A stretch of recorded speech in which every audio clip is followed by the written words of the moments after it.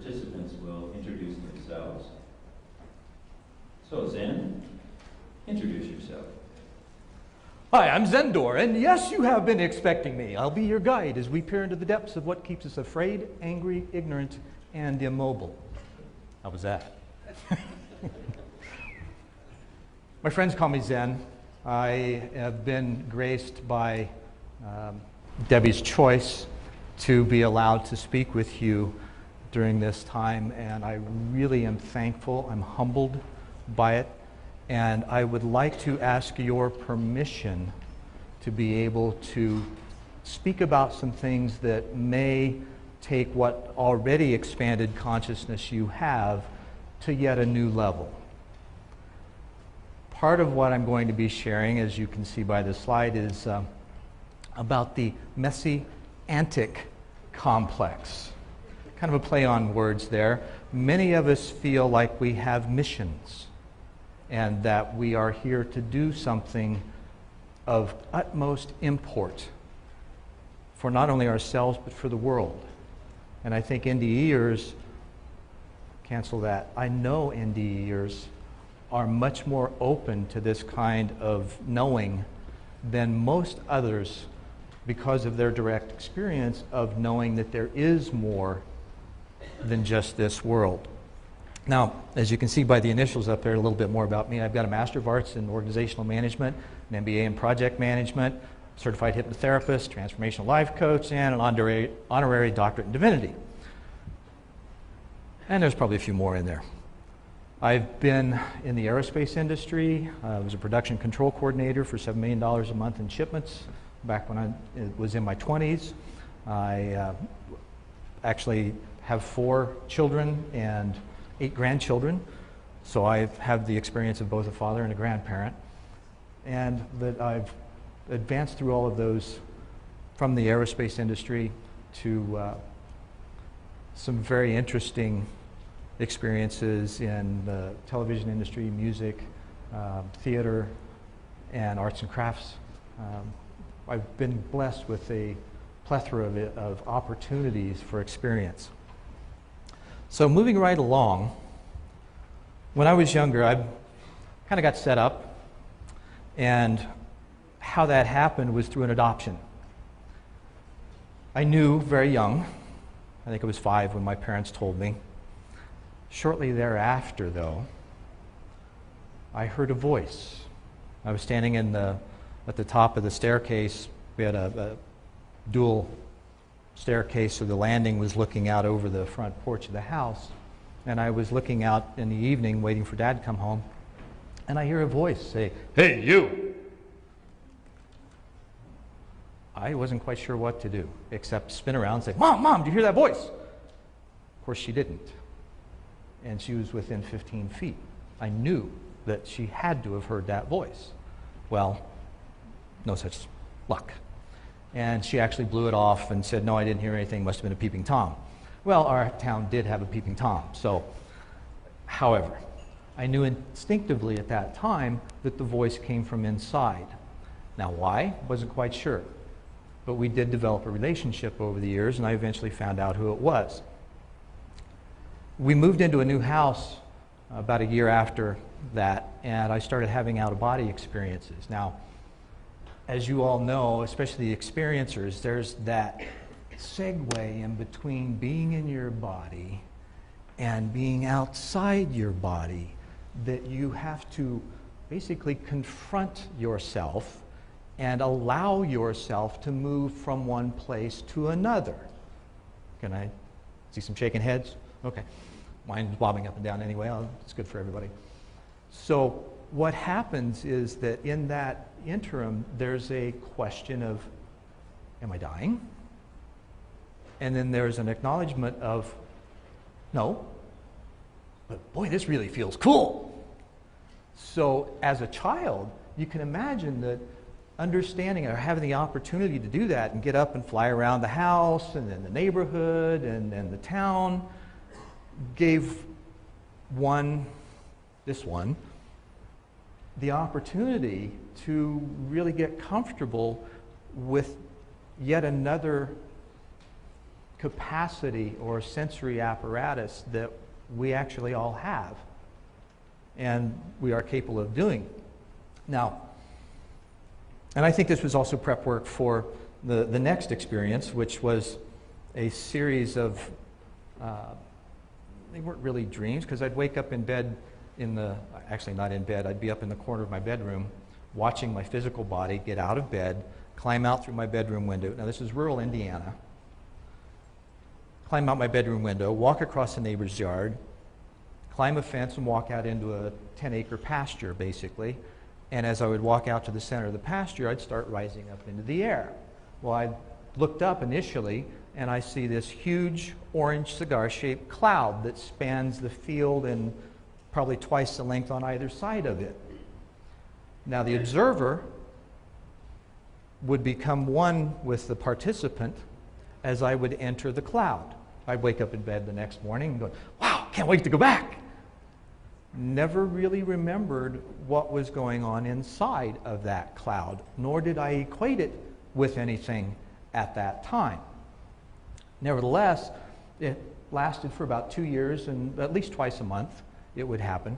So it was a very thrilling experience, and yet there was still this, for lack of a better, non-local consciousness that was happening in the process.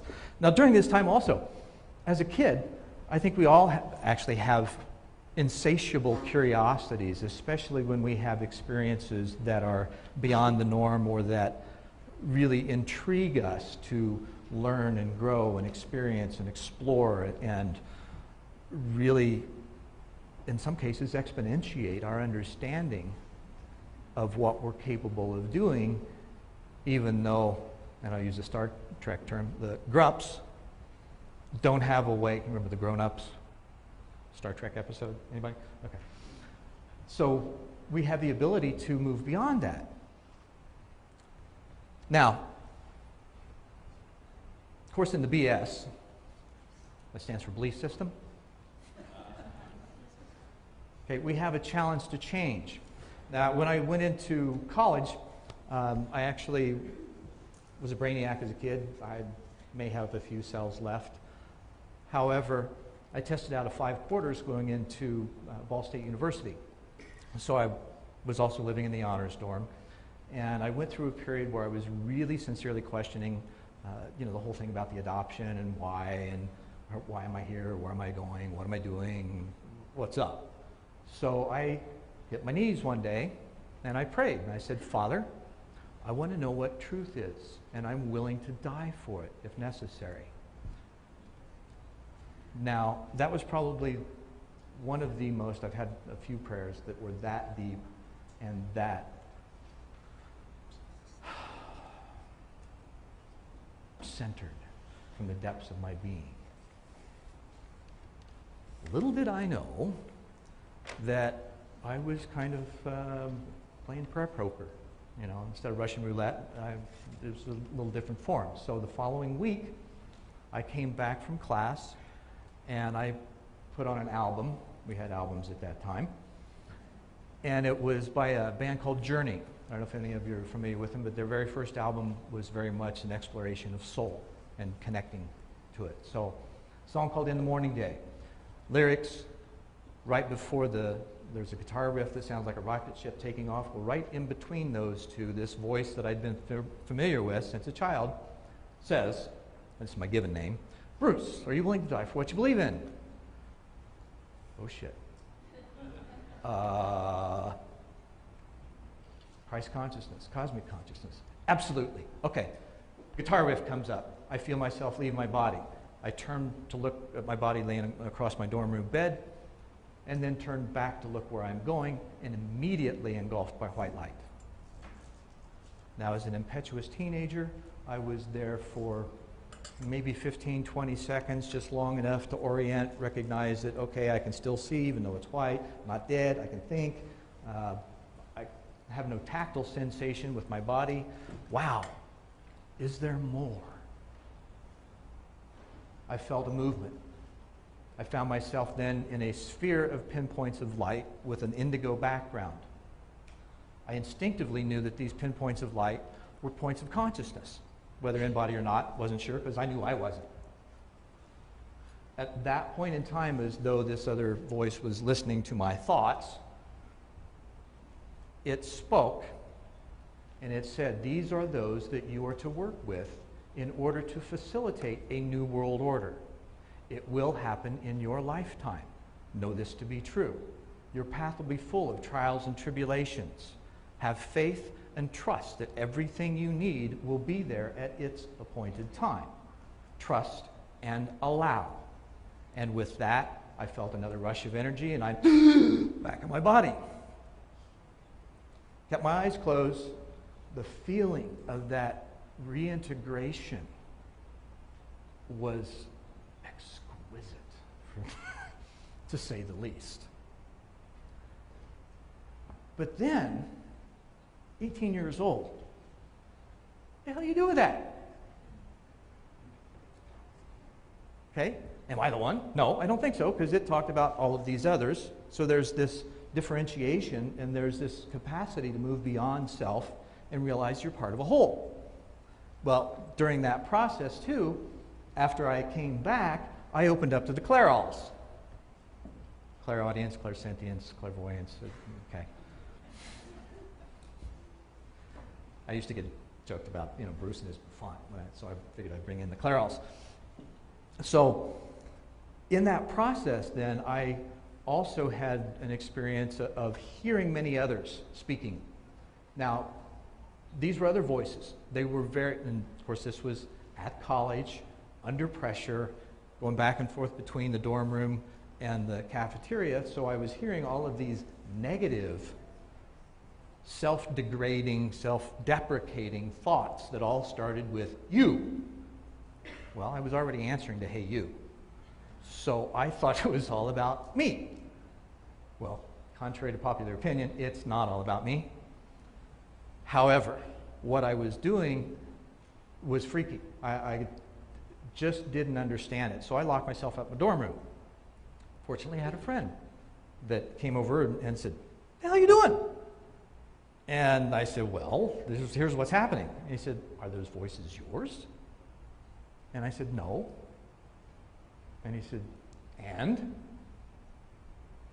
So at that point, I realized, oh, those aren't me. It's not about me. They were others speaking their self-deprecating thoughts, which we all do during that period of life, I think. We're always beating up on ourselves, and maybe to this day. I hope not. However, it gave me the insight of being able to begin to discern what to pay attention to and what not to pay attention to. Now, also during that time, I was reading many books from Siddhartha to a whole slew of things from Carlos Castaneda, and I had the question of, okay, if I have a guide, who is he? What's his name? How can I communicate? A couple of days later, in meditation again, center of my vision, the name or the picture of an ancient-looking Indian, and the name Zephyr came into my mind, same instant. So from that point in time, there was this knowing that I was able to move forward with, and through another friend of mine who began to, actually had a great metaphysical upbringing, he could do automatic writing. So I contacted him to find out about Zephyr. Found out Zephyr is now, or was in what is now the southwestern United States over 20,000 years ago. I'm thinking to myself, I want to go there. Now I'm at Ball State University in Muncie, Indiana, so a little distance there. So what happened was a few years later, married, working as a machinist, meat cutter, and playing in a band. All three jobs fell through. I walked out on the front porch the following morning, looked up at the sun, okay, I'm listening, where do you want me to go? I hear Phoenix. So guess what happened? We picked up and moved. Now the fall after we got there, I'm standing in front of my grinder. I was an ID or a grinder production specialist initially in the aerospace industry. And